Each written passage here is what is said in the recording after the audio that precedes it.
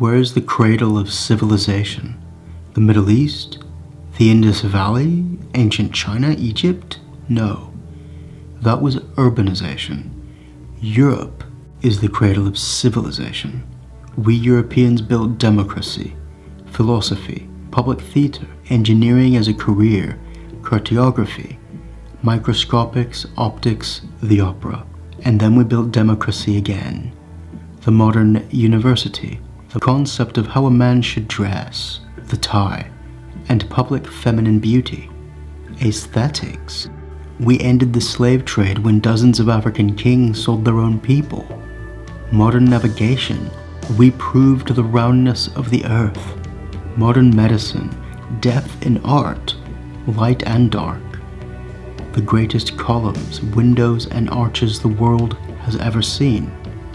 The legend and works built around King Arthur, individual liberty, the world's first social welfare legislation in Imperial Germany, the greatest sculptures in marble known to man, the steam engine, railways, modern psychology, the finest musical instruments, the finest music in composition ever known, and domes, botany, women's rights, lyrical poetry, linguistics. We proved the world rotates around the sun. We are the civilization of the Renaissance, the Enlightenment, the Industrial Revolution, and the very concept of forgiveness itself that our civilization's Christian roots with its Jewish and Nordic influences allowed to exist and flourish with right to conscience and beliefs. These things make Europe the cradle of civilization. But this civilization and our heritage, from its heroes, its knowledge that beauty is not a mere opinion, and the liberalism only made possible with Christianity as its skeleton and Jewish ideas at its heart, this civilization is now under threat, both from without and within. The threat comes from our own universalism and what it allows to fester beyond our borders and within our borders, and this idea that all cultures are or even should be considered the same or equal arose out of the War of 1945 and its aftermath. Sure, we did not want to ever fight something so horrific again or go through it. We in the West removed the religious ideas from our own culture and nationalism, but kept the underlying universalism of Christianity without the forgiveness. And so through the post-war period, we freely, of our own will, left behind our own cultural ideas in search of a universalist culture that includes the whole world. But you cannot include the whole world in a culture, and all we are doing is excluding ourselves from our own culture. We replaced Satan with Hitler. We replaced sin with racism and social injustice. We replaced honor with progressivism. We replaced the nation-state with supranational organizations. We replaced patriotism with globalization. And now, we're replacing Europe with third world migration in the largest movement of people in the history of the human race, with millions coming in within just a few decades that no country, no continent has ever seen before. If we do not snap out of our post-war guilt, this souring shame that we have imposed upon ourselves, if we do not stop fetishizing universalism, then our own tolerance will kill the European civilization of our fathers and mothers who built and passed this inheritance down to us.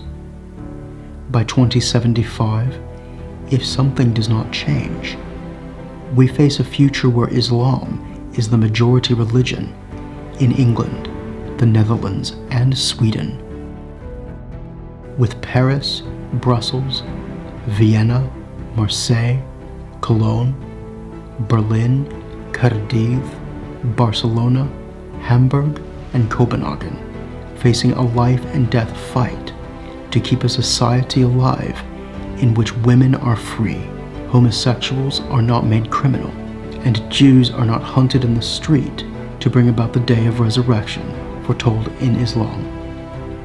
By the year 2075, if we do not change, our grandchildren will live in a Europe in which their own schools and neighborhoods and communities teach them their own cultural heritage and traditional faiths of Christianity and Judaism belong to the past, or even worse, the enemy.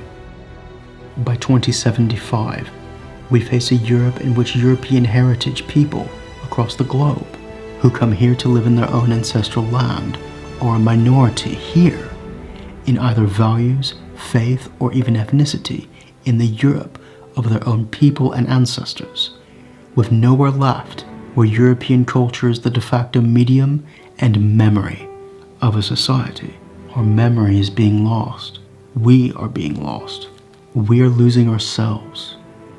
We invited millions in, thinking they would become like us. But the opposite is happening.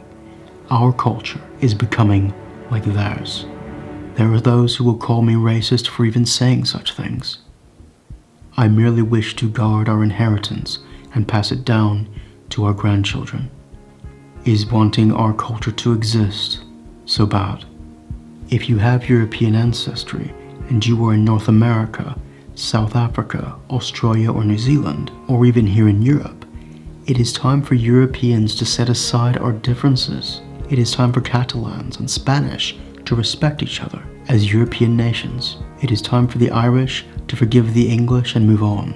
It is time for Hungarians and Romanians to be friends, for Quebecois and Canadians to realize they have a common foe, and for Russians to join with French and Germans rather than attacking a fellow European culture in Ukraine. It is time for Eastern Orthodox Christians and Ashkenazi Jews to stand together against a neo-imperial Turkey. It is time for Catholics and Protestants to work together to prevent churches from being turned into mosques. It is time to end the anti-Jewish hate mobs in our streets. What begins with Jews does not end with Jews. It is not even the Jews these mobs truly hate. It is European culture they are after, heritage, Christianity, and Western identity that these mobs, Islamicists and their useful idiot Marxists, are after, that they seek to undermine and bring down.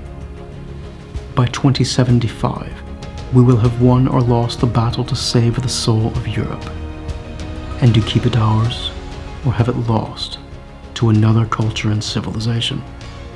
So ask yourself, what have I done to defend the cultural inheritance, faiths, and traditions of my European forefathers? I'm Benjamin. Donate to the channel if you liked this video. Diolch yn fawr. Thank you for watching.